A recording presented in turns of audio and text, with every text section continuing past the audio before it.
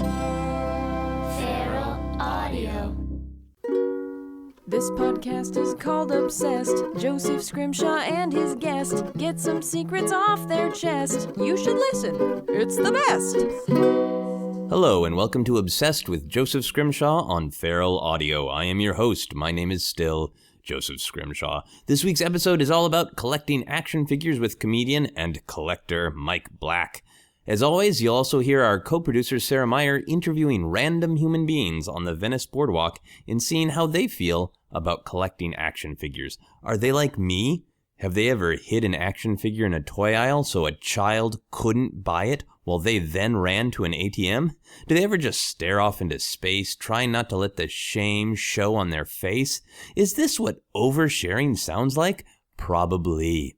Anyway, before we get into the fun of action figure collecting, it's time to answer a listener-submitted question about their own personal obsession. I throw out requests for obsessions on my Facebook and Twitter, so if you have an obsession you'd like addressed, follow me on all the social medias as @Joseph Scrimshaw. Recently, Christopher Todd said, and I quote, "I'm obsessed with the fact that women never wear practical shoes in television series or movies. It's gotten so bad, it's the first thing that I notice, and sometimes it ruins a movie or TV series for me because I can't stop looking at their shoes. It's not a fetish or anything, Joseph. It just makes me so angry. Like right now, I'm finishing off watching Voyager, and every time I see 7 of 9, it just pisses me off. Nobody else is running around in fucking heels. Oh, but this ex-Borg who's constantly complaining about everybody else's efficiency is running around in 3-inch fucking heels. I'm just saying." End quote. Now, Christopher, first, I want to thank you for clarifying that this is not a foot fetish obsession. And second, I didn't really hear a question, but I'm inferring that your obsession is women running in high heels. And your question is, I mean, come on, what is the deal with that? And I think the deal with that is, it's stupid. You're right. It's putting more emphasis on an aesthetic than practicality. And it's weird to talk about practicality because it happens a lot in sci-fi and genre movies like Jurassic World. We, as an audience, were able to suspend our disbelief that dinosaurs existed, but then we were like, Bryce Dallas Howard can't run in high heels. That's some bullshit. So I think if you're going to have a woman spend an entire movie running in high heels, I think it should at least be a plot point. It should be acknowledged. Does the character have no access to other shoes? Do they hate their own feet? Are dinosaurs secretly frightened that they will not be able to digest Manolo Blahniks out of sheer respect for impeccably designed footwear? Who knows? Unless you make it a plot point, it is just distracting. I think in the next Jurassic World movie, Chris Pratt should, for unexplained reasons, have a large metal cube dangling from the front of his belt. So when he runs, it just repeatedly whacks him in the crotch. And it should never be acknowledged or explained. We should all just shrug our shoulders and say, I guess that's the fashion. Real men wear ball-whacking cubes now. I'm gonna get me one.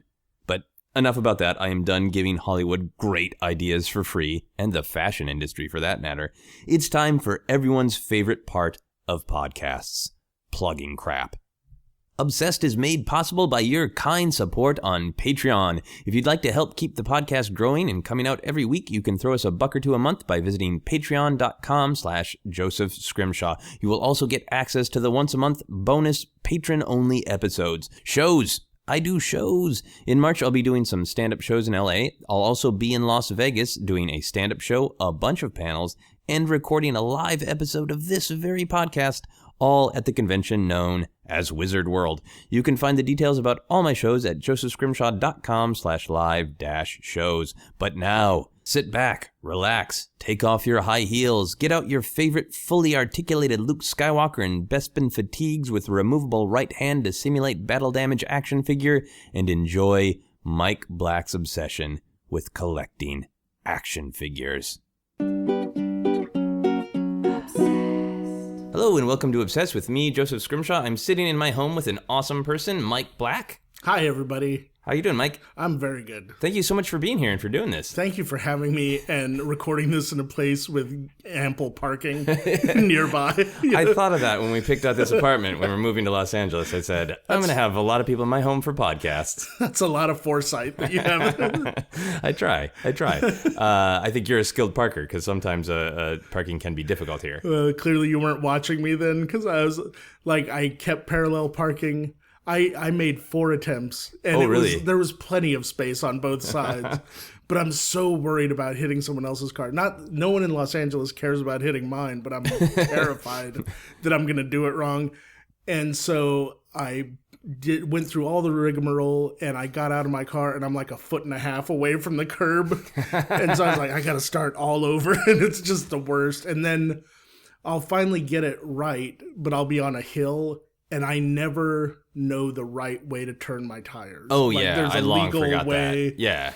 And I always think that you're supposed to turn them towards the curb.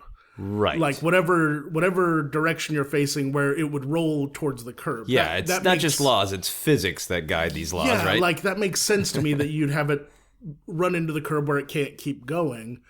But I've heard people say, like, while doing that, they're like, no, because if it goes over the curb, it hits a bunch of people. Yeah, there are people listening right now screaming, my God, you're like, going to kill us all, you'll Mike Black. You'll kill all the people. And then I think, well, having it aim the other way is into traffic, and those are people too. Like, it's weighing the types of people. So, yeah, those are the screwball comedy rules, right? Where you want it to roll into traffic. Right, and it's like, if it rolls into traffic, those are just people in armor. They're also human beings, So did you park on a hill? No, luckily for everyone today is flat land. If you had said that you parked on a hill, I was going to add in sound effects of a car rolling and explosions and a cat screaming. I shouldn't have answered. I should have left it a cliffhanger. A mystery. Yeah. Well, thank you for coming here and for parking. Can you tell people a little bit about who you are and what you do? Yeah, I'm a stand-up comedian. I'm a regular at the Comedy Store and the Improv. I've been doing comedy professionally for a depressing amount of time. For like the fact that I have to tell you who I am and what I do is an indicator of how professionally I'm doing stand-up comedy. I do that. I guest on a lot of podcasts, which is quite the credential to have. It really is, actually. It got me into Comic-Con actually this year. Oh, really? I did how you apply for a professional pass. Yeah. Well, the thing I've been working on, like pseudo secretly, is this project with the Jim Henson Company. Okay. But I have nothing to show for it because we're like, everything's confidentiality and we're not supposed to talk about it. So basically what I sent them was pictures of me on different podcasts with people that looked very professional. And I said, trust me, I'm working on something big with the Henson Company. I can't tell you what. But luckily I had this great picture of me and Brian Henson and a Skeksis behind us and him really? hugging me. And I was like, this is all I can show you. This is the only proof I've got, Wait, so you could have got that at a convention though, right? I could have photoshopped it for all they know. But I've done it professionally for years from other stuff that was actually legit. But it was like, for the last 3 years, that's all I've been working on. So I had nothing to So they already share. knew who you were. So it wasn't just like, if you're good at Photoshop, fine. you can get a pro badge at Comic-Con. Well, I used to have the greatest, but it was taken, I'm bald now. It was taken when I had a lot of hair. But I had this great picture of me at the Improv with Stan Lee on stage together. Oh, yeah, it's on your Twitter profile. That'll just automatically get you into Comic-Con. If you have a picture like that, you don't really need to say a lot else, Yeah. But now, did you just send that in and say "Nuff said" like Stan Lee? I think that's what Stan Lee sent in, was that picture.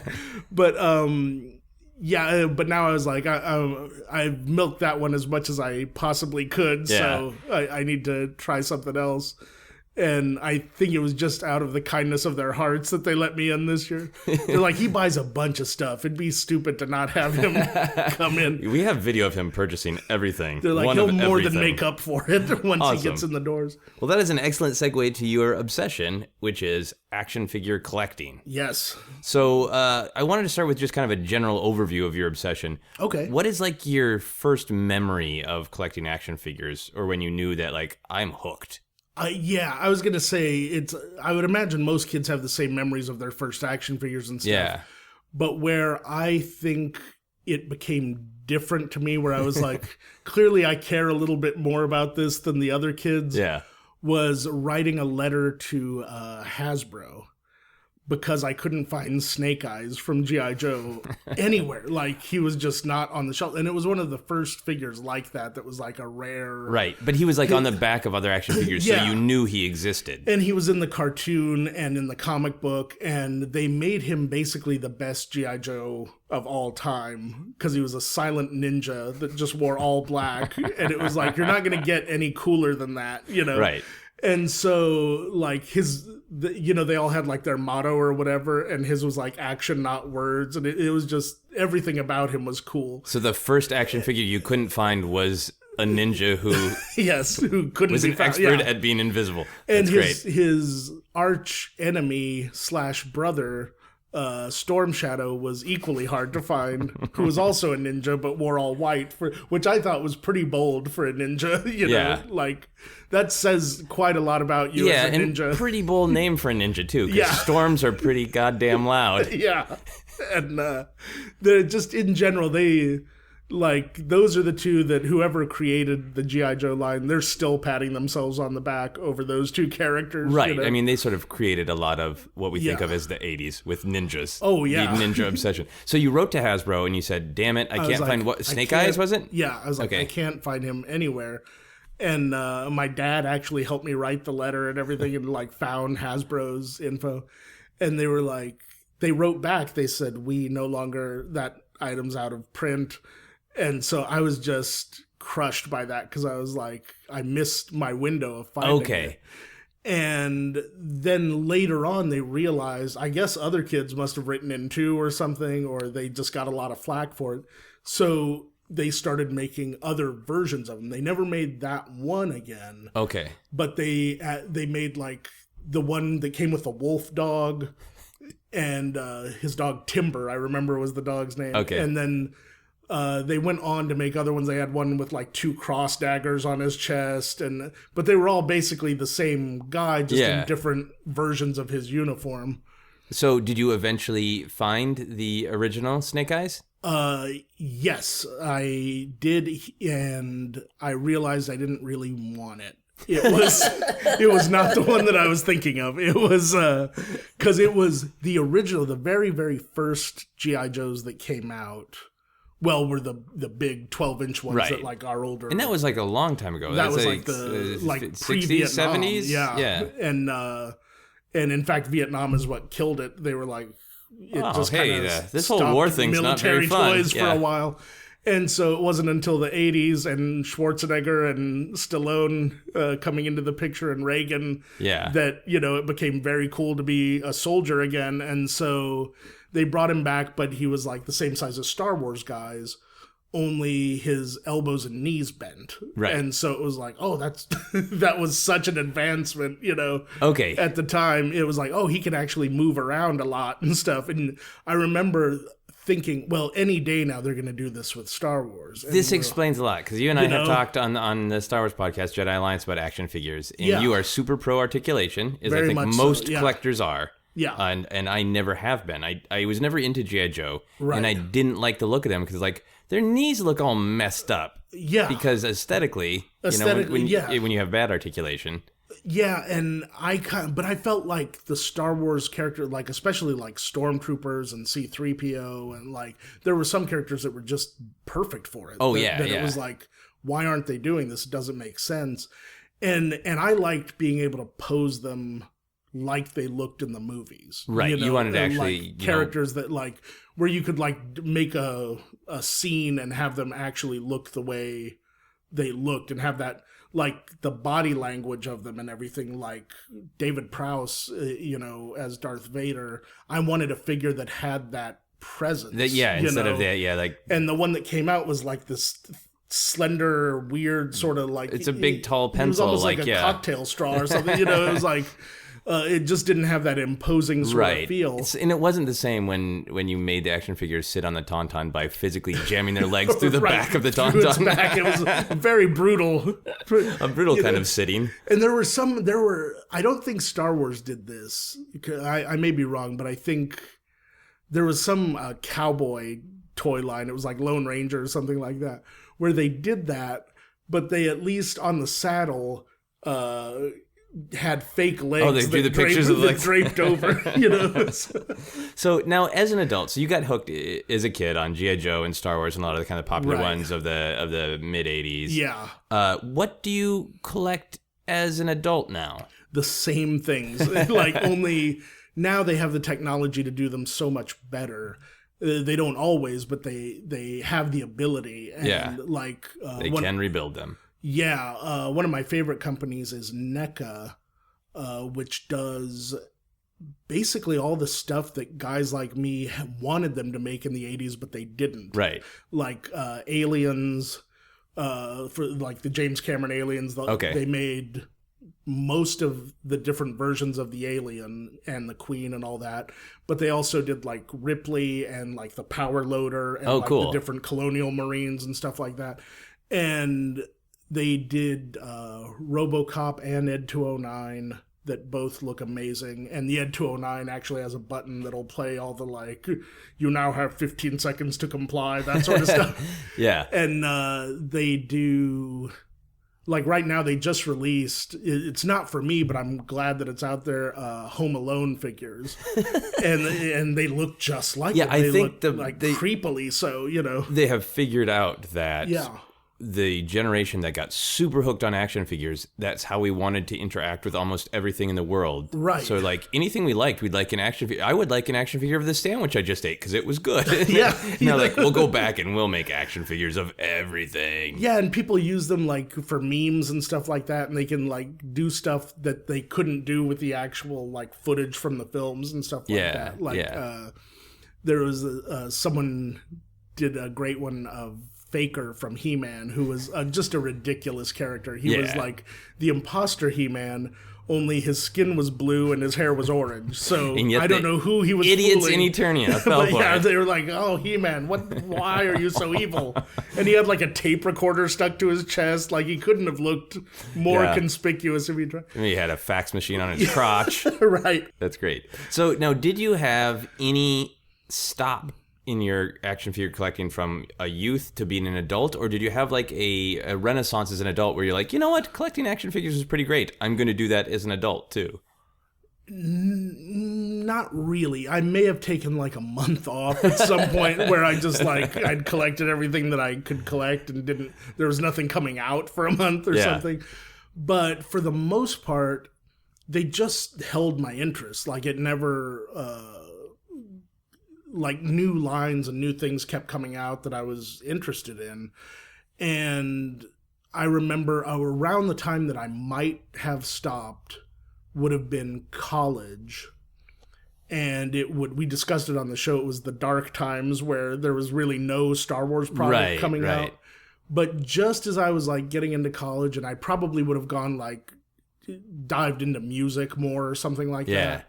They released the Star Wars figures again for the VHS re-release, the One Last Time big campaign right before special editions. Yeah, so like 95, I think. And so they released like about 8 core figures just to see if anyone cared anymore. Yeah. And everybody cared. And so like they sold out immediately. And now they haven't stopped since. Yeah, and I cared real hard even though they were terrible. They were awful. They were all muscly for some reason. Like even Yoda was like ripped. They were just like, it was ridiculous. It was the Luke is pretty awesome with his big beefcake spread open. Looks like He-Man. Yeah. And like the Harrison Ford, the likenesses were awful. Princess Leia was a dude. It was just like it's really mannish. Pretty monkey face. Like not even masculine, but just sort of like trying to get a feminine appearance to be as exciting. Like the whole line was like that because Han's legs were like everywhere. They're worked out sideways. This isn't even muscular. It's just his legs should be doing something exciting. So it looks like he had a skiing accident. And like that figure would be more accurate now with his ankle injury and stuff. That would be ankle injury Han. But like when they did Princess Leia, I remember cracking up because for the most part, her face looked like Chuck Wepner or something awful. It was just a terrible, like she'd been in a few bar fights. And, but the one detail of femininity, aside from her hair, that they gave her was upturned eyebrows. Oh, that's right. You know, they gave her for that look of concern, like, you know, Dantooine's peaceful, you know, that sort of like, you know. She was from that exact frame of film. Right. And they were like, well, that makes her very womanly. It really makes it look like she realizes how ugly she is and she wants you to kill her. That's the expression on her face. Please put me out of my misery. They all kind of look like that. They all have a little bit of facial expression or something about their body language that says, please end this. And we did not listen. We collected them all. And like you said, they never stopped. The ripped Darth Vader, which was closer to what I wanted, but still it was like, be careful what you wish for because you can make him too ripped. And right. I don't want Vader doing squats, which is basically what that was. But I still did buy it. But they re-released a lot of the vehicles too, and so that helped out a lot because I think a lot of us were in a position where we had a lot of the vehicles but missing chunks here and there, like windshields and stuff like that. Yeah, I really like that you kicked off your story of your obsession with that desire, that longing, because I think that is a large part of what collecting is, and I don't know if that's still true for you, but part of it is that wanting something that is almost within reach but maybe not quite. Right. So as an adult, are you comfortable saying about how much money you spend a month? It's a lot. It's more than I should. I'll just say that. I don't make a lot of money, so I don't want anyone getting all excited that if they come over, they're going to see this great wealth of stuff, but I would say like the stuff that I collect is a lot of stuff that most people are into but just aren't aware of. Okay. Like they're like, oh, I didn't think they made that. Like I don't know why I chose to do this, but I set up in my bathroom. It's kind of like a Sigourney Weaver double feature area in my bathroom. I don't know what that says about her. That is so great, so that if I come over to your home, I can say, can I use the Sigourney Weaver double feature? I should call it the Sigourney Weaver bathroom, you know, and the honorary Sigourney Weaver bathroom. Double feature. Okay, so what movies are playing in there? Ghostbusters and Aliens. And I have like a shelf set up with like the fire station and the Stay Puft Marshmallow Man and all the stuff from Ghostbusters, and she's on the roof and they're all like protecting her and everything, and then below that it's the version of her that doesn't need anyone protecting her, that's got like she's in the power loader fighting the alien queen, and you know I have like all the other aliens like and I have that one kind of, I have like ghosts kind of spilling off the shelf, and I have aliens spilling off of the lower shelf too, and stuff like that. So, and I threw a predator in there just for the hell of it. Yeah, because she could take that too, right? Yeah. Well, that goes back to that old Easter egg in Predator 2, where they show Danny Glover makes it onto their ship, and you see they have this whole trophy case. And some people noticed, like, towards the back of the trophy case is an alien skull. Like one of the xenomorph skulls.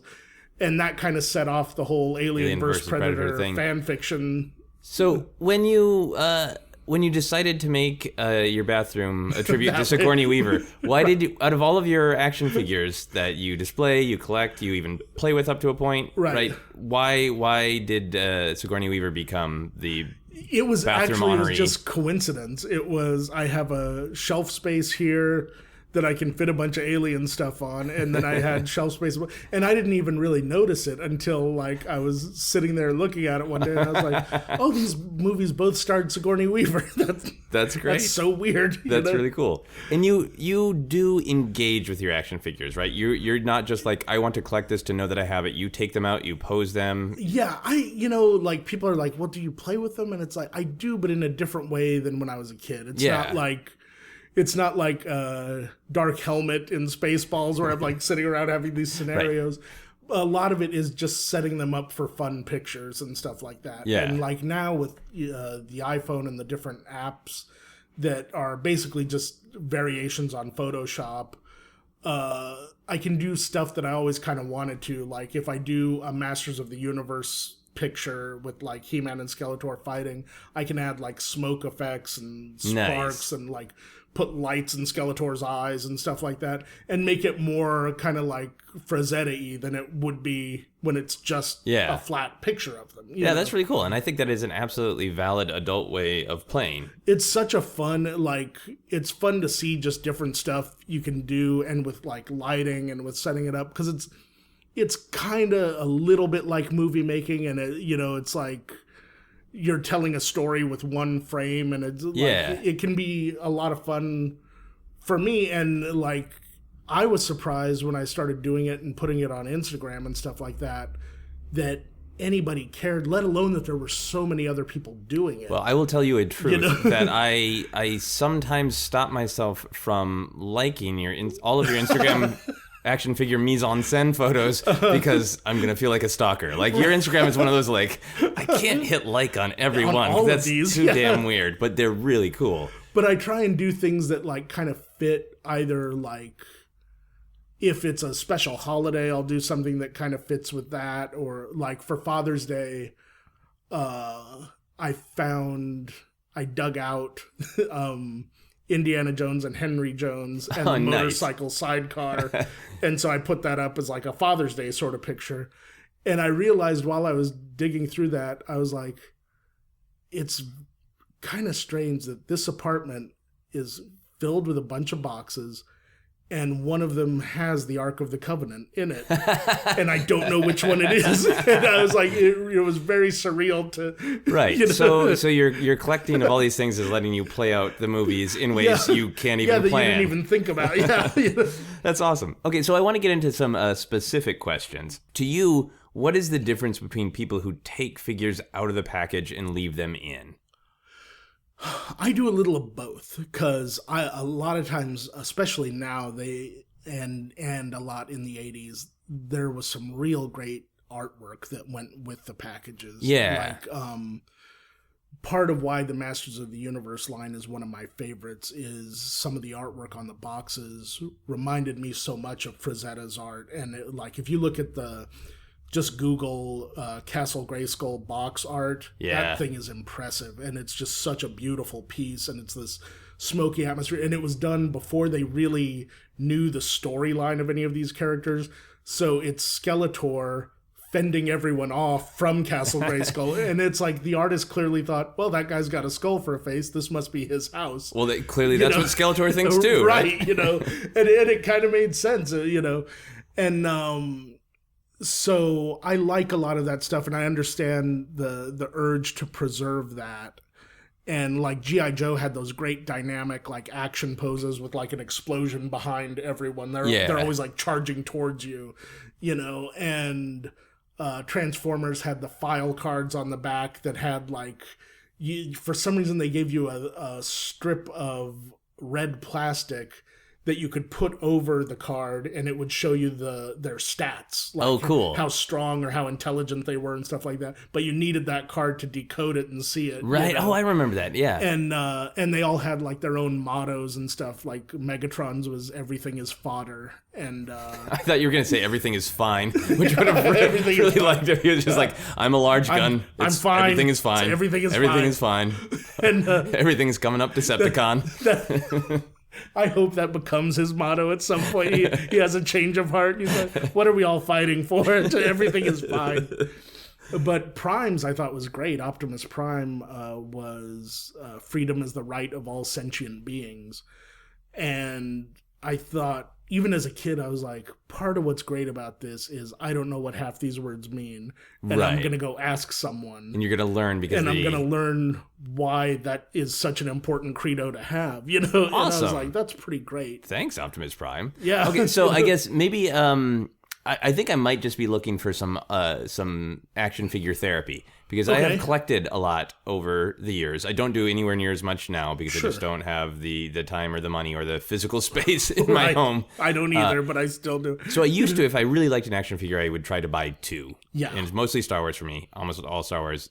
So I could take one out of the package, leave one in the package. Right. But in the last 5 years of that, I can't bring myself to take a figure out of the package. What's wrong with me, Mike? Nothing's wrong with you. What it is I think for most of us it started as kind of an insurance policy because we broke a lot of toys when we were kids. Yeah. And then it was back then nobody saved anything. It was the 70s, it was the 80s, everyone was full of cocaine, and so no one was saving anything. It was all devil-may-care. We thought we were going to get nuked any day. Right, and now I love picturing like a coked up person like, I don't need this Dianoga, I'll throw it out. I got money to burn, what do I care? And but we really did. We thought we were going to get nuked any day now. Yes. So there was that sort of freewheeling attitude about everything. And a lot of kids, strapped black cats to the back of their Boba Fett and launched them into space, never to be seen again, right. And that's why a lot of that old Kenner stuff and Secret Wars and Superpowers, a lot of those old figures are so rare now, is because at that time, nobody knew that they were going to be worth anything. Yeah. The difference today is everyone thinks everything is going to be worth something. And so everyone's saving everything. And, it's supply and demand. You look at like Spawn #1 now. Everyone thought that was going to be this huge collectible. And it's, everybody saved it. So it's not really worth anything. Yeah. And so I feel bad for the collectors that are in it today thinking, this is all going to pay for my kids' college if I go and snap up a bunch of stuff right now, because it's probably not, because there are tons of people saving it in plastic and it's going to be just fine.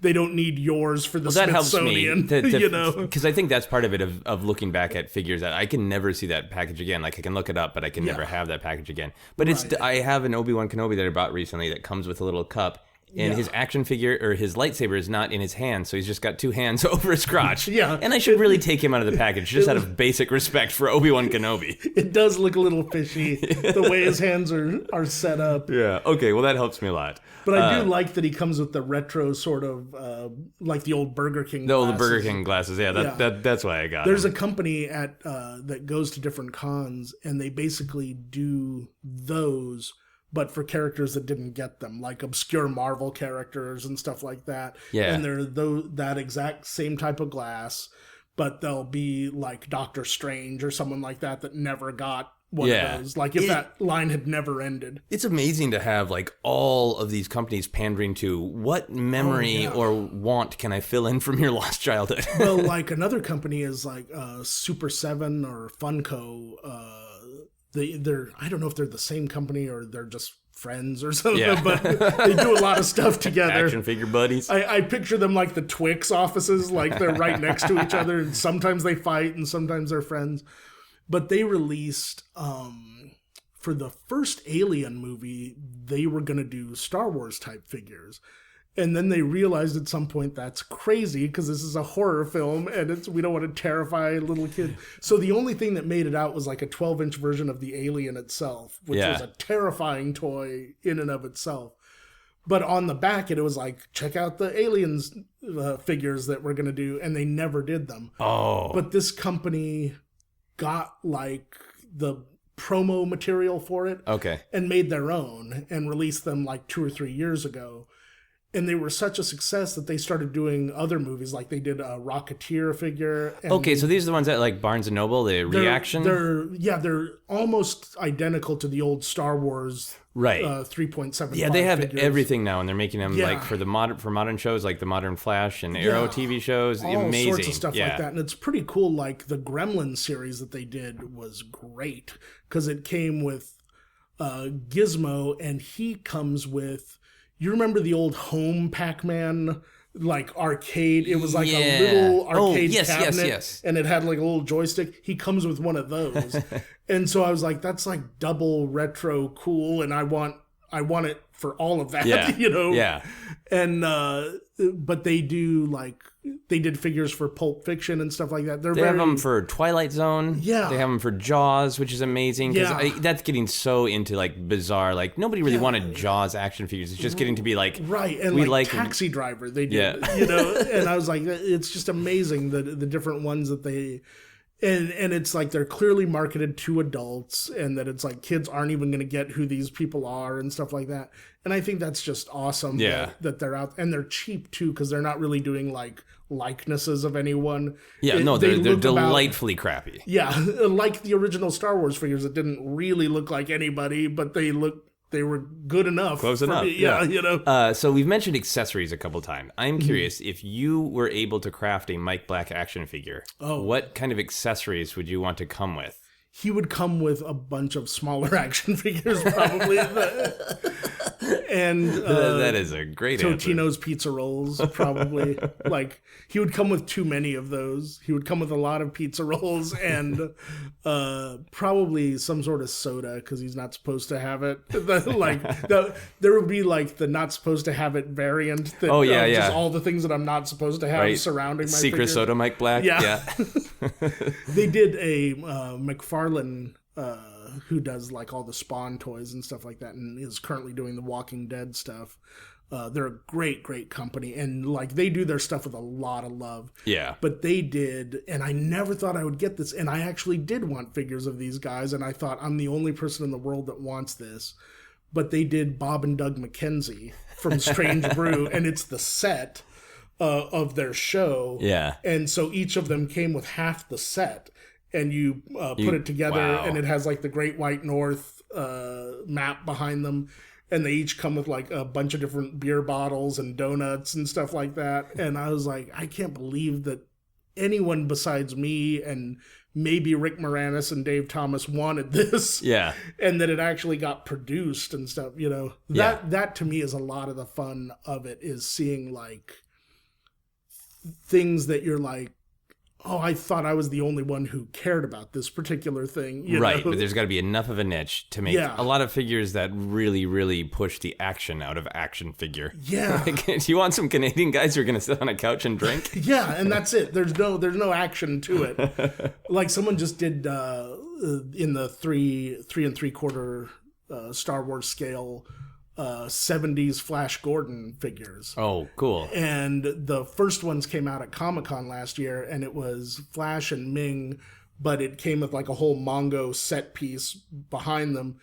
And I wanted that whole line to exist just for Zoltan, because the leader of the Hawkmen. Oh, right, Brian Blessed. I just really have wanted Zoltan forever. I don't care about the rest of the line, but I'll support it if it'll get me Zoltan. Get you Zoltan? Nice. Is there anything like from the real world, not from a movie, just like if you could command someone to make an action figure of like something from the real world? Is there anything from the real world you've ever wanted, like a president or a musician or anybody that you've just been like? Well, they do a lot of those, and I've noticed I don't really care that much for them. But I did have an idea that I think would be great for lesser-known actors,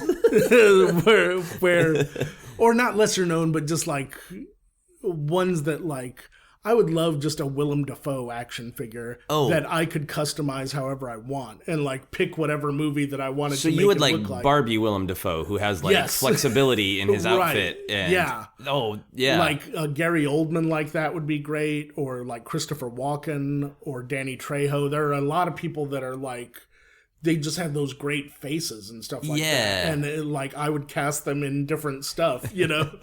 Like if I could have an orc that looked like Danny Trejo, I'd be so happy. That's a really cool idea. Yeah, and you could even like have their trailers, like the actual actor trailers, and then you could have their wardrobes lined up in there. I think there's a market out there, but I don't know how to get it out there. But like if I could just have a Tim Curry action figure, I'd be all over it, you know? That's awesome. Now, your home, I assume, has a lot of action figures in it. Mm-hmm. Given that, would you ever want Toy Story to be true, or does that creep you out? I don't know if it creeps me out, but I think it would just be bedlam. My place would just be a horror show. Even if they all had the best intentions, it would just be bloodbath, because I have a lot of people in boxes that don't get along together.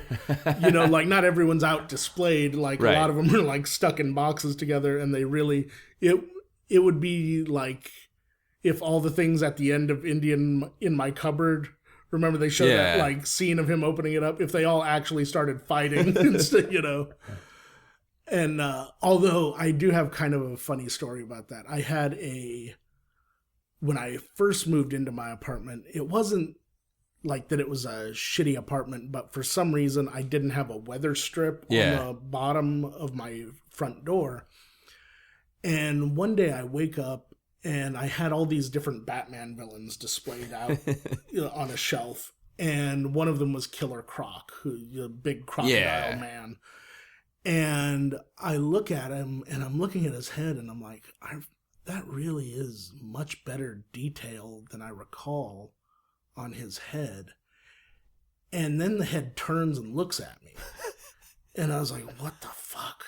What's happening here?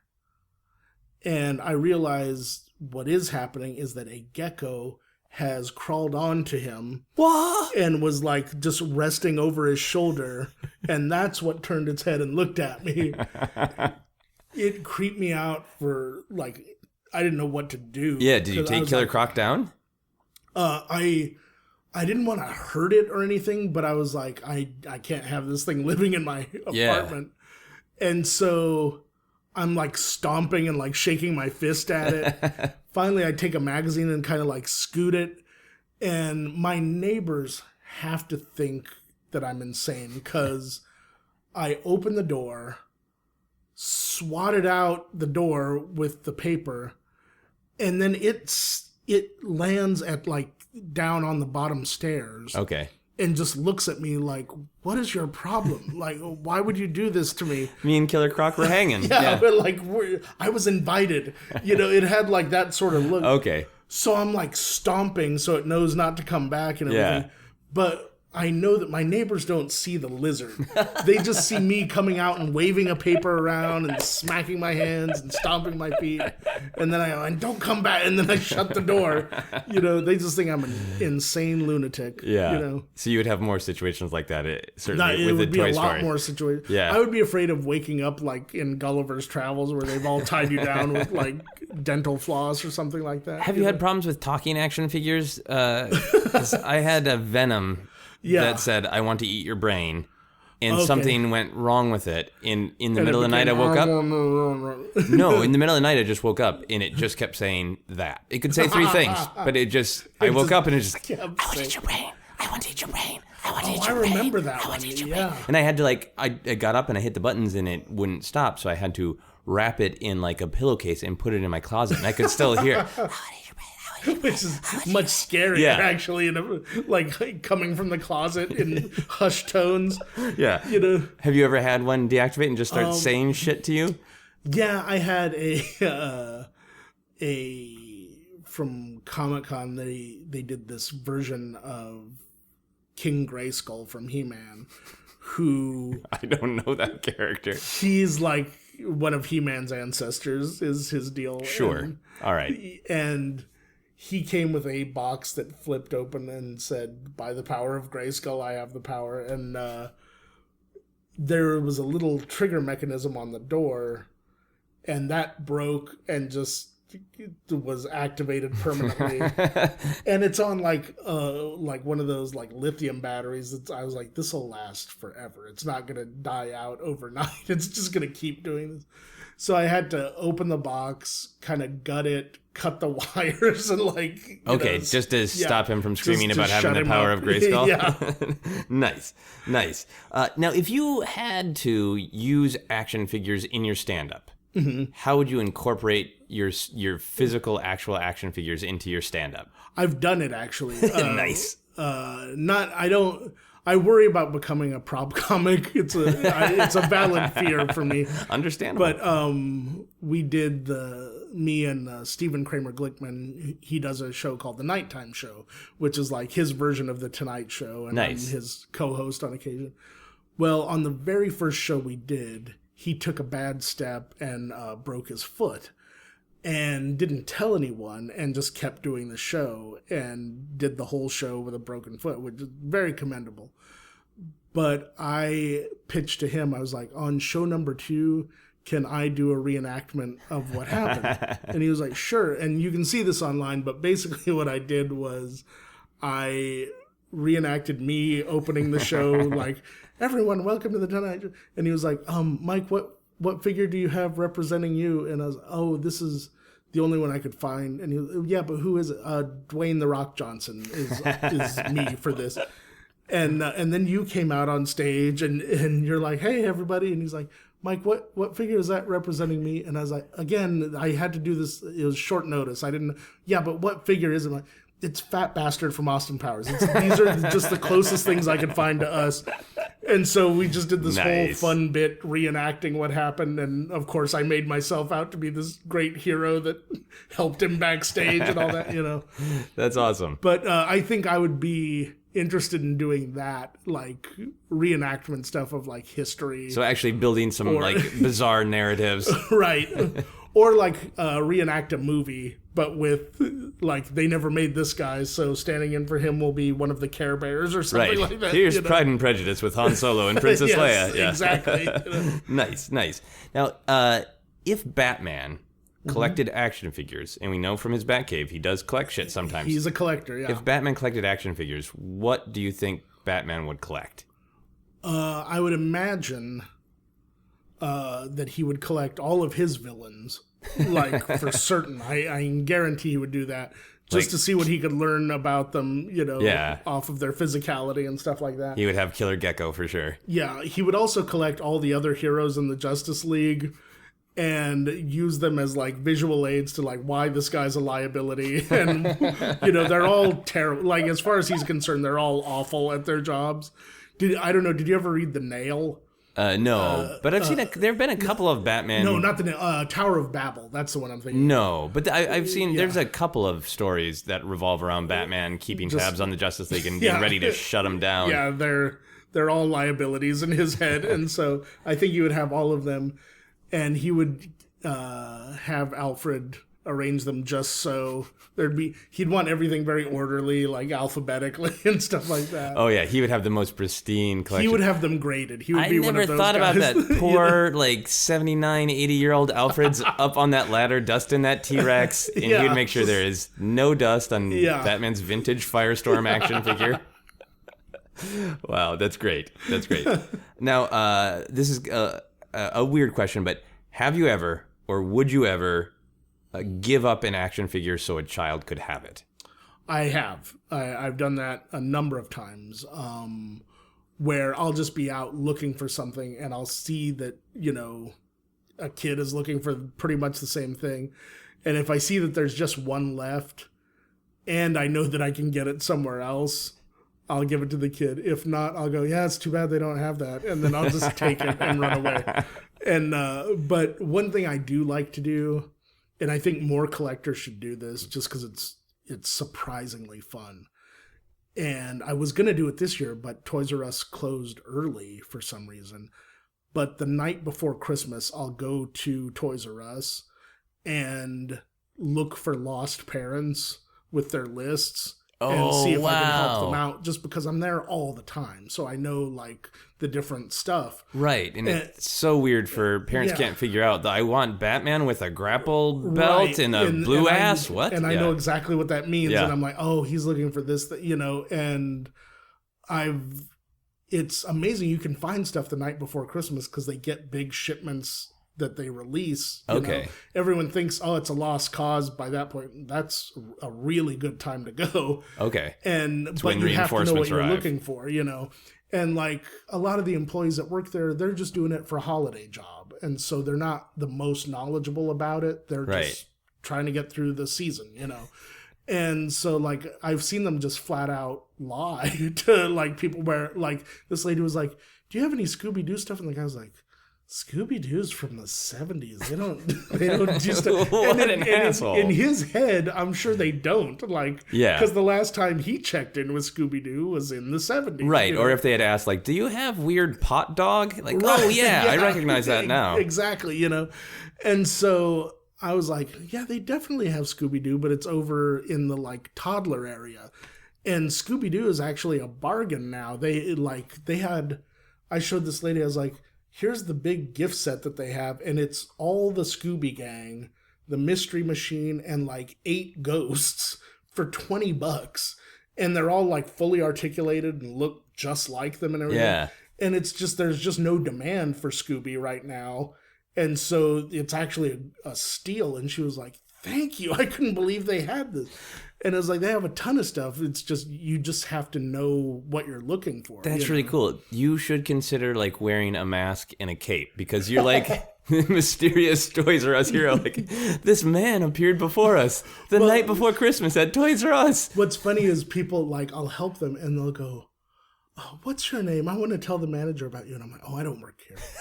Which has to be weird for them. They're like, some creep helped me out, but I don't know what his motive was. You know? And that's great. That's perfect. Yeah, because it's not as creepy as like helping when the kid is there. Because I have been in Star Wars Target aisles when a kid and a parent is there, and I feel like maybe I could help, but like, that's weird. Yeah. It's like if I see that a kid's having trouble explaining it and I see it somewhere on the shelf, I'll be like, I think he means this. Yeah. And I'll just point at it. But that's about it. Man, I'm going to go to Toys R Us on the night before Christmas and see fun. if I can get some Mike Black help.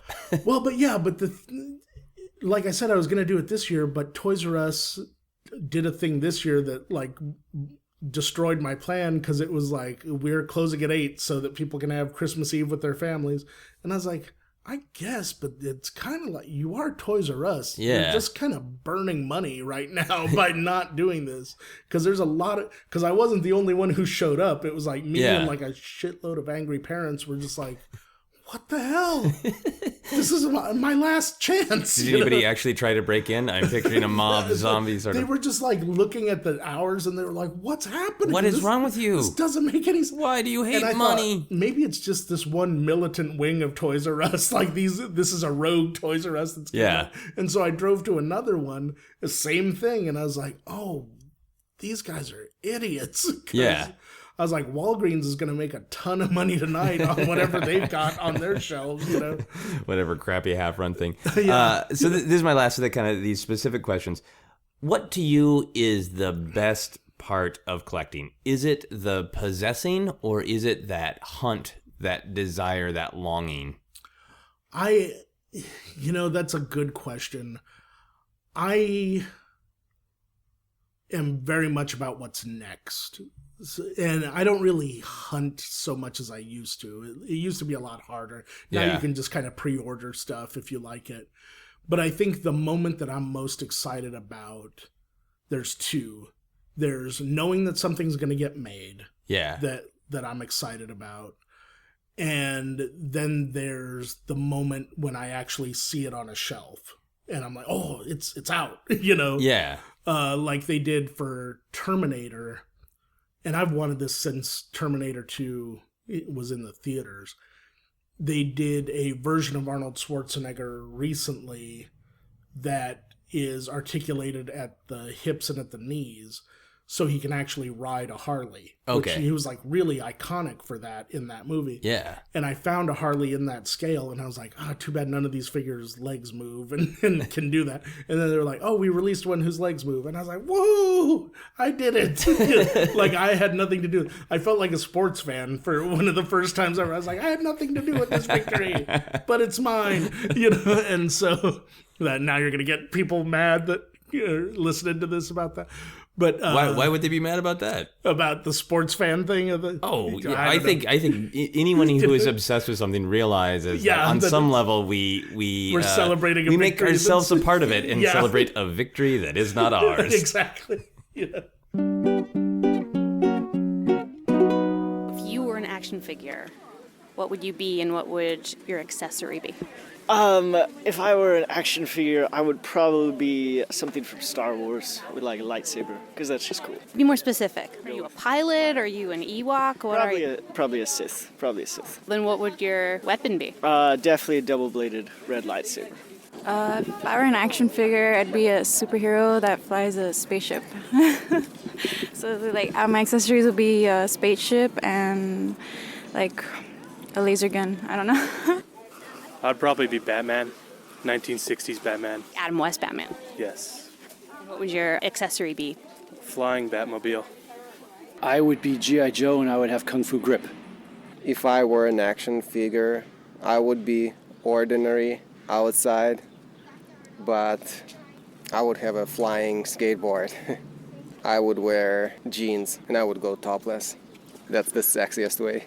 If I were an action figure, I would look like a character from anime. Probably Zoro from this one anime called One Piece. His accessories, a samurai sword, 3 samurai swords. Do you have any action figures? I don't anymore. Did you when you were younger? Yeah, I was younger, but I destroyed them. You destroyed them? I destroyed them. How many action figures is too many for an adult to own?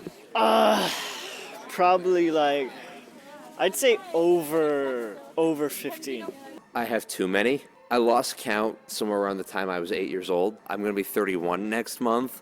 So we can turn the age I was at when I stopped counting on its side. And let's just say that's how many I've got. It's an infinity symbol. I once called an action figure a doll, and I didn't know. So yell at me. Pretend I just did it to you. Oh man, no, I don't yell at people with innocent faces. Pretend I'm, whoever. I'm your enemy right now. Just yell at me. Oh God. Doll. I don't know if I can do this Let it out. on the spot. It's a collectible. Well, we're going to move on to our How Obsessed Are You questions. There are no right or wrong answers. I have a feeling there are some wrong answers we'll see. over the course of this series of podcasts, I bet. There have been some interesting answers, for sure. And some other people going, what are you talking about? Are you nuts? So here we go. Do you think about action figures every day?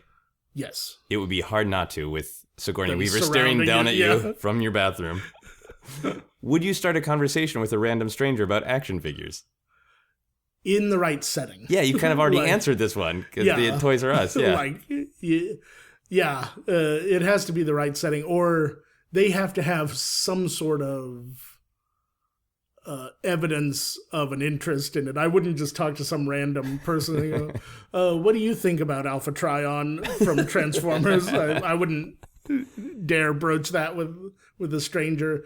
But if they were wearing like one of these, like the Matrix of Leadership sort of pendants or something like that, then I would be inclined to ask them about it. So if they were wearing something that was like a little indicator of like, hey, I'm into action figures. Exactly. Yeah. Cool. Would you ever get a tattoo of your favorite action figure? No. I've gotten a tattoo before, and it was. There are people that are into it and people that aren't, and I was like, this is just not my cup of tea. Right. And, so you're not a tattoo guy. No, not really. But if somebody came to you... I like them on other people, though. Okay. Okay. If somebody came to you and said, you have to have a tattoo, what action figure would you get as your tattoo? If I had to get one, that's a tough one. Probably, if I could get a really cool-looking version of Optimus Prime, he would be a cool...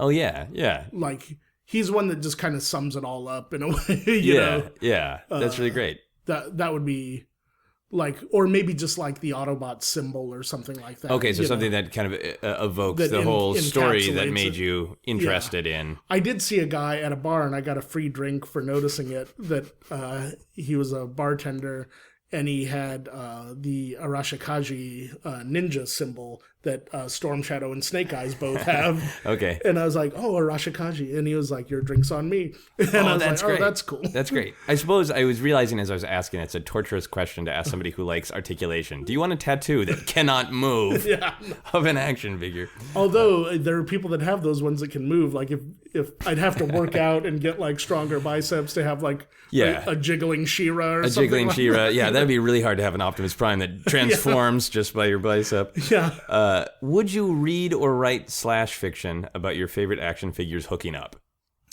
No, not about hooking up, but I would write like fan fiction about action figures. Like a Toy Story-esque kind of, if they came to life. Well, I thought about like future Toy Story stuff. Like I would love if Patrick Warburton did the voice of He-Man and he met like Woody and Buzz at some point, just as like a cameo in that. You know, and I thought of like the G.I. Joes and just how they would be, and like how much fun it would be to get different actors to voice the different G.I. Joes, you know, and that sort of thing. So you're writing fanfic in your head, but you're not sitting down to write like, and then Patrick Warburton He-Man would be like, he would take off his furry underpants. And no, I've never actually understood the lust angle with action figures. I don't find them. Is there a lust angle? Is that out there a lot? Like no, but I think a lot of people think there is. I think they're like.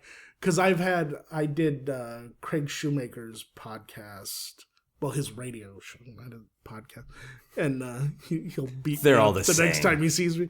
But his co-host was this girl who's just kind of like over everything. She's just done with it all. Yeah. And she's like, so do you get like girl action figures and jerk off to them? And I was like, no. No? Why? I was like, you're aware there's free porn everywhere now. I don't really have to.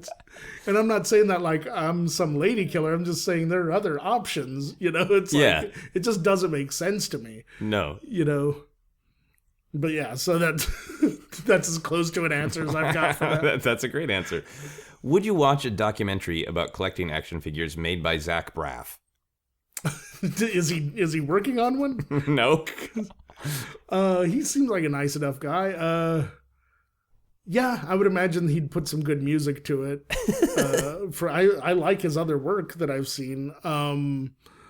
Yeah, what I worry most about in a documentary of anything is that it's interesting. And so if he could find a way to frame it and make it interesting, especially to someone who's not into it, like getting me to watch it, pretty easy sell. Right. Getting the average Joe to watch a documentary about that would be more of a challenge. And those kind of documentaries about niche things, they always risk going into, look at these weirdos. Yeah. They gather at night at Toys R Us. Yeah, exactly. And it's like, we're all aware of that, Yeah. So, We know who we are, Zach Braff. Would you break up with someone who doesn't like action figures? I'd actually be more inclined to date someone who doesn't like action figures. I think I worry about losing your identity in a couple, Okay, when that's like your main bonding thing. And I'm practical about the idea that it could go wrong at some point, and then you've got to split stuff up. And it's like, I'd much rather be dating someone where it's like, oh, here's all your antique cooking equipment, and here's all my action figures. Everybody wins. Everyone keeps what they brought. Right, that would be so sad if you had the Arnold Schwarzenegger and she had the motorcycle. Yeah, exactly. And then you just had an Arnold with weird bent legs. Yeah, who just sat there. Sat sad and depressed. His crotch longing for a motorcycle that is no longer there. And me longing for a woman that's no longer there. It's a real sad setup. Excellent. Would you swear at a nun if she insulted your action figure collection? Not any more than normal. not like I have a real foul mouth. Okay. Like just in general, and I don't think I've sworn at a nun yet, but I wouldn't put it past me. And it wouldn't be like, ooh, check me out, I'm swearing at a nun. Right. It would be one of those, like, I said it and then was like, oh, shit, I just swore at a nun. Sorry, sister. Fuck. Dang it. In fact, your neighborhood, not to tip anyone off where you live or anything, but like in this area, there are nuns that make pumpkin bread. Okay. Have you heard about this? I don't know about the nuns in my area making pumpkin bread. It's supposed to be this just out of this world pumpkin bread. It sounds like some bizarre dating opportunity. There are nuns in my area making pumpkin bread. They are, and everyone I've heard who's had it says it's the most amazing thing. I don't even like pumpkin bread. But they're like, if you see the nuns selling pumpkin bread, take them up on it. Okay. They're like, they only make it on like every once in a while. They don't do it every day. But if you see them out like selling it or giving it out, take whatever literature they give you. Okay. Give them whatever money they ask for. Do whatever you have to do to get their pumpkin bread because it's worth it. So that's something you should know. I will attempt to act out what sounds like a spec script for Seinfeld. Yeah, it really does. If I see a nun. Okay, this is the last question, and it's weird. Okay. If you could not collect action figures without you or someone you love first being punched in the crotch, would you still collect action figures? Someone I love. Or you. It's your choice. So someone I love getting punched in the crotch. By whom? Who's doing the punch? Well, you can choose. That knows how to throw a punch? Or is it like... Yes, you can assume it's a knowledgeable. like you remember in Reservoir Dogs when like they had Steve Buscemi punch the cop and he like nearly broke his hand. Yeah. Then Harvey Keitel comes in and nearly knocks his head off. And Yeah. It's like, if it's Harvey Keitel maybe not. But if it's Steve Buscemi, yes. Absolutely. So you would accept a Steve Buscemi punch in the crotch? Yes. Every time you purchase an action figure? Oh, every time I purchase? I thought it was like once and then you can go collect action figures the rest of your life. Well, people usually bargain with me, and what I often offer is like a monthly subscription to ball punching, like Netflix. Okay, so once a month he can come and punch me in the balls. Once a month, Steve Buscemi knocks on your door and like, hey, Mike. Yeah, hey, Steve. And then... Okay, go for it. So if it was monthly? If it was monthly and I could... Now, can I alternate? Can it be me 1 month and someone I love the next Oh, month? hey, yeah, that's great. Oh, then yes, absolutely. Because the people I love, as much as I love them, piss me off. Right. And every now and again, they may deserve to be punched in the nuts by Steve Buscemi, so... So someone, Steve, would show up at your door and like, you know what? It's Uncle Steve this month. Yeah, exactly. He's been asking for it. You've got a bit of a drive ahead of you. You're going down to Austin. Awesome. Okay. I asked people to make a noise to sum up their obsession. Can you make a noise to sum up your obsession with collecting action figures? Let me see if I can do this. If I can replicate the sound. Bleep. Yeah, we don't have that in stock. Is that people at Target or Toys R Us checking the SKU? Yeah, or pretending to check a lot of times just to placate me. They're like, yeah, we'll go see if there's any in the back. It says there's 14 of them in the back. Yeah, I'll go look. No, we don't have them. Damn it, those jerks. I think that's one of the funny things is I see other collectors doing, and they'll like write things on Facebook. I went to Target and I asked them to check in the back and they were dicks about it. And it's like, they used to do that all the time. Yeah, you used to be 6 and adorable. People wanted to help you when you were a kid. You're a grown man now who's, during their work hours, hunting down toys. Right. They hate your guts now. And I suppose some of them know, like, if I train them that this is acceptable, I will always be in the back room. Exactly, yeah. And so yeah, I never hold it against them when they won't do stuff like that. Yeah. And I'll be like, look, I know you don't want to look for these, but what happens is they're for a lot of figures now is they do the Build-A-Figure thing. Right. Where 6 figures will come out and they'll each have one piece of a much bigger one. And so I'll try and just go, look, I hate to have you go look for these, but I'm just missing this guy's head. Is there any way you could just go check? And a lot of times, just by being honest, they'll be like, oh, okay, yeah, I'll go check for that. I mean, that is really the lesson, I think, of most human stories, that when you come at it with a human narrative... Yeah, like, just be honest. I've shown them a picture of head. Like Ultron without his head, and I'm like, I just need his head. Like, okay, I have been rating people's obsession levels, which is a thing I started recently on the podcast, because I ask all these how obsessed are you questions. I figure I might as well have an arbitrary, uneducated judgment sort of rate, at the end. So I am going to give you 6 out of 7 Ultron heads. and it is a very positive one. Fair. Because you do spend a lot of time, you do spend a lot of money, but you're very cognizant and eloquent about why you do it. Yeah. How it fulfills things in your life, how it can actually help others. So I think, to me, this is a very positive obsession. Oh, good. So I think you should be proud to have 6 out of 7 Ultron heads. I'm very proud of that. And also, a thing for collectors, speaking of being positive about it, that I would just... It's kind of like... I'm not a charitable person. I'm not a nice person when it comes right down to it. I'm kind of a bag of crap most days. But as a collector, I noticed that if you're a toy collector too, you amass a lot of stuff that you didn't really care for. Right. Like occasionally you think you needed an army of this guy and then you realize you don't.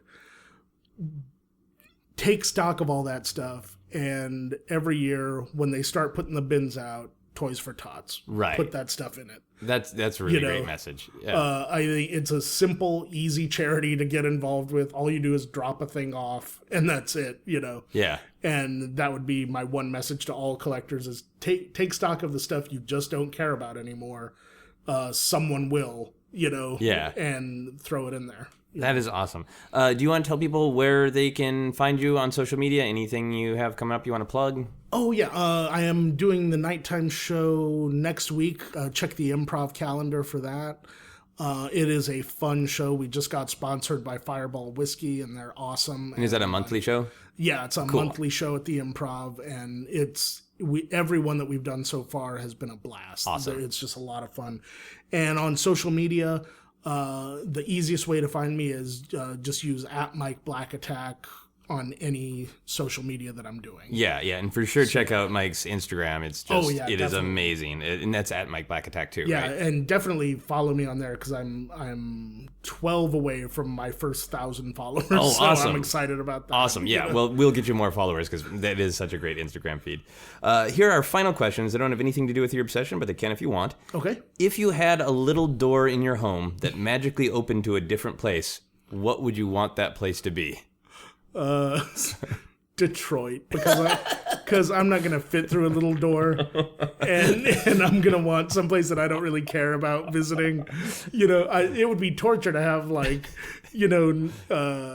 Bespin on the other side of that door or something like that, where you're like, nah, I'm too fat to get to Bespin. Well, that's a great comedy answer, and this is a comedy podcast. But I will also rephrase: if you had a Mike Black size door, a door that I could actually fit through.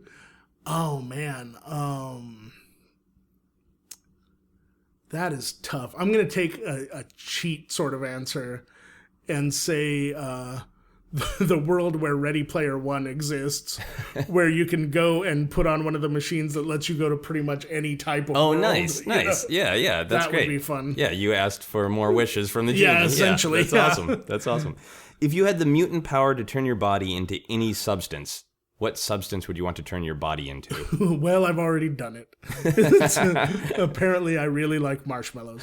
No, Funyuns. No, if I could turn my body into any substance, assuming I can control it in that form. Yeah, you don't just I'm Formica and you fall down. And then you're just dead. You're just dead Formica in the shape of a dude. I guess water would be the best. Oh, yeah. Because you could change it up. You could be gaseous. You could be frozen. You could go pretty much anywhere. Although electricity would be kind of a bitch. But I would think water would probably be the best. These are the most practical thing you could turn into. You are very good about keeping your options open when answering these questions. Yeah. I've thought about this sort of stuff a lot. Not these specific questions, but this sort of thing. I always dread that a genie will show up and I won't know. I'll wish just a little bit off and it'll be like Wishmaster and I'll get killed. So I'm always very careful about wishes and stuff. Yeah, so you don't turn into Formica, dude. Right. The final question for everyone on the podcast is, what is happiness? That's a tough one. I think a lot of people think it's contentment, and I don't think it's that. I think it's happiness comes from having a lot of options, I think, and from hope, because if you're content, usually you're at a place where you're not growing. Right. You're just kind of happy where you are to an extent. But I always feel like anyone I've ever met who's content kind of has that sliding doors sort of thing going where they're like, I wish I'd done this instead, or I wish I'd done that, but I'm happy here, and it's like, well, then maybe you're not, And I think for me, it's happiness is the anticipation of the future of what's next and what either I'm going to do next or experience next. Wow, that's really cool. I never really thought of it in that exact term. I remember in my mind a specific kind of joy when you first go into, if you're a video game player, a new temple in Legend of Zelda. Yes. And there you can see there are 8 different ways to go. And eventually, somewhere in this temple, I'm going to be screwed and I'm not going to have any options. Right. In this moment right now where I have so many different options is so awesome. Well, currently I'm playing Fallout 4. And I love that game. It's been so much fun. But I've gotten to a point where I had joined these 3 different factions. There's the Brotherhood of Steel. There's the Underground, which gets sentient robots to safety. Nice. And then there's the Institute, which invented those robots and sees them as property and wants to like reclaim them and stuff. And so I've infiltrated all three of these groups, and now I'm at the point where they're all about to converge, and I'll definitely be outed, at that point with some of them. But I have to kind of choose a side or choose to let them all kill each other and then see what happens to me afterwards. But I love the prospect of like that I stopped playing on a cliffhanger intentionally so that I could decide what to do next, and what it's going to be. And then one of my friends had a brilliant idea. He was like, just save each time, save that point, and then try all of them if you want. Oh, and yeah, that's awesome. That's a great idea. Yeah, that's great. So that's a great answer, that happiness is a shit ton of save points. Yeah. I think that's why people like get like what they call fuck you money, where it just gives them the option to not do things they don't want to do. Right. To get by, and it's like, I think happiness really does come down to options for whatever is next. Cool. Cool. Well, I wish you many options. Thank you so much for doing this. Thanks for having me. This was a blast. Absolutely. That is our podcast. You've been listening to Obsessed. Joseph Scrimshaw and his guest shared some stories with the rest. Rate 5 stars if you're impressed.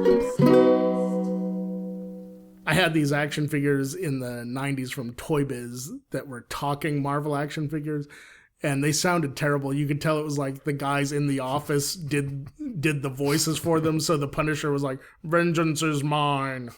He sounded like he'd lost oxygen to his brain. And then there was Wolverine, who was like, "I got claws, I can use them." That was his big thing. And they were just awful, awful toys.